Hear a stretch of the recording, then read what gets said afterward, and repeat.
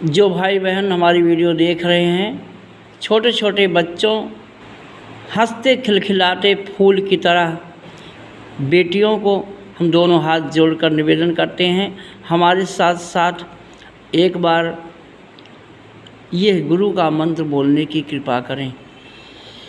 ओम अखंड मंडलाकारं व्याप्तं येन चराचरं तत्पदं दर्शितं येन तस्मै श्री गुरुवे नमः। भगवान का अवतार, राम का अवतार इसीलिए हुआ था, सबको माता पिता की भक्ति करने के लिए, सिखाने के लिए भगवान राम अवतार लेके आए थे। सभी गायत्री मंत्र की आराधना करें, माता पिता का सम्मान करें। भगवान कृष्ण का अवतार इसीलिए हुआ था कि सभी अपने माता पिता को और माने और माता पिता को गायत्री, सबकी माता गायत्री हैं, सबके पिता गायत्री हैं, सबकी बहन गायत्री है, सबके भाई गायत्री हैं। इसलिए भगवान गणेश का अवतार इसीलिए हुआ था कि सभी अपने माता पिता की परिक्रमा करें, अपने माता पिता का चरण स्पर्श करें, अपने जीवन को धन्य बनाएं। श्रवण कुमार का अवतार इसीलिए हुआ था बहनों भाइयों कि सभी माता पिता का सम्मान करें और अपने घर में ही चारों धाम करें। अगर जो माता पिता का चरण स्पर्श करते हैं, जो गायत्री मंत्र का ध्यान करते हैं, जो सूर्य का ध्यान करते हैं, उनका चारों धाम उनके घर में ही है। स्वर्ग से सुंदर सपनों से प्यारा है अपना घर द्वार, निस दिन रहे बरसता यूं ही सदा तुम्हारा प्यार न रूठे, कभी घर द्वार न छूटे। बहनों भाइयों, फिल्मी दुनिया वालों ने कितना बढ़िया गीत गाया है, क्योंकि 4 वेद में माता पिता की पूजा, माता पिता की आराधना, माता पिता की वंदना लिखी गई है। माता पिता से बड़ा न कोई संसार में भगवान है, न कोई देवता है। हमारे गुरु जी ने बताया बहनों भाइयों कि मिट्टी पत्थर के देवों को पूज रहा भग इंसान, जन्म दिया जो मात पिता वो ब्रह्मा विष्णु समान, गुरु का ज्ञान है न्यारा हमें प्राणों से प्यारा, गुरु का ज्ञान है न्यारा हमें प्राणों से प्यारा। कागज की प्रतिमा में क्या है, करते हैं जो ध्यान, आत्मज्ञान सद्गुरु समझाए अपने को पहचान, गुरु का ज्ञान है न्यारा हमें प्राणों से प्यारा।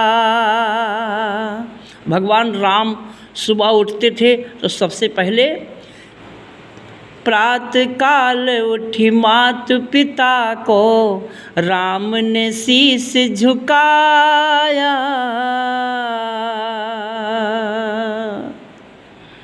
भाइयों बहनों, माता पिता से बड़ा कोई देवता, कोई भगवान, कोई भी नहीं है इस संसार में जिसने हमको जन्म दिया है। हमारे गुरु जी ने तो बताया कि जो माँ, जिस माँ के गर्भ में तुम्हारा निर्माण होता है, जो माँ तुमको जन्म देती है, वो माँ साक्षात परमात्मा का स्वरूप हैं।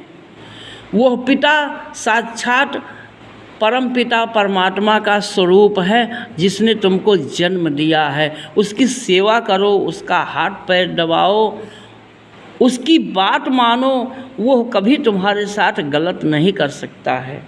कहने का आशय, जन्म देने वाली माँ को कभी ना रुलाना। राम कृष्ण श्रवण जैसे फर्ज निभाना, जन्म देने वाली माँ को कभी ना सताना। आत्मा गायत्री सविता पिता एक जैसे माना, जन्म देने वाली माता माँ को कभी ना सताना। गुरु पितु मातु प्राण समझा के, तात निरंतर बस में ताके। प्रात काल उठी श्री रघुनाथा, मात पिता गुरु नावहि माथा। रामायण गीता ज्ञान, रामायण गीता ज्ञान कभी ना भुलाना, जन्म देने वाली माँ को कभी ना रुलाना। भाइयों बहनों, माता पिता की आराधना, क्योंकि अभी कल से नवरात्र चालू हो रहा है, लोग हम देखते हैं कि देवताओं की पूजा के लिए, देवी की पूजा के लिए माँ घर पे पड़ी है, पानी के लिए तड़फड़ा रही है, तो वो दुर्गा तुम्हारी माँ ही तो है। बूढ़ी माँ घर पे है तो वो दुर्गा माँ ही तो है। तुम्हारी जन्म देने वाली माँ है, या तुम्हारी अगल बगल की कोई माँ है, वो अगर बेसहारा है, दुखी है, परेशान है, तो उसको सहारा देना ही सबसे बड़ी उपासना है, सबसे बड़ा ध्यान है, सबसे बड़ी पूजा है। कहने का मतलब भाइयों बहनों, पूजा ध्यान प्रार्थना किसकी, तन मन प्राण चेतना जिसकी। चेतना किससे मिली है? चेतना हमारी ईश्वर से मिली है, परमात्मा से मिली है। तन मन प्राण, तन किससे मिला है? पंच प्रकृति से मिला है तन। पंच प्रकृति ही भगवान है। तन मन, मन किससे मिला है भाइयों बहनों? मन भी जड़ है, शरीर भी जड़ है, केवल एक चेतना जो है वो ईश्वर का स्वरूप है। तन मन प्राण चेतना जिसकी, किससे जीवन मिला तुम्हें क्या हो गया है, हमें क्या हो गया है। ब्रह्मा विष्णु शिव ध्यान लगाए कोई समझ न पाए, राम कृष्ण हनु शीस झुकाए दुनिया जान न पाए।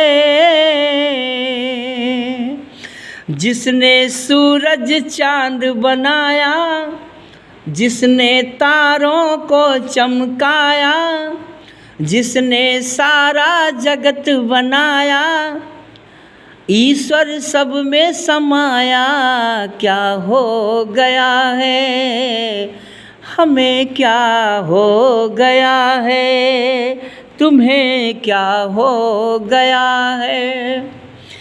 वफा जिसने की उससे किया बेवफाई, जो है बेवफा क्या वो करेंगे वफाई।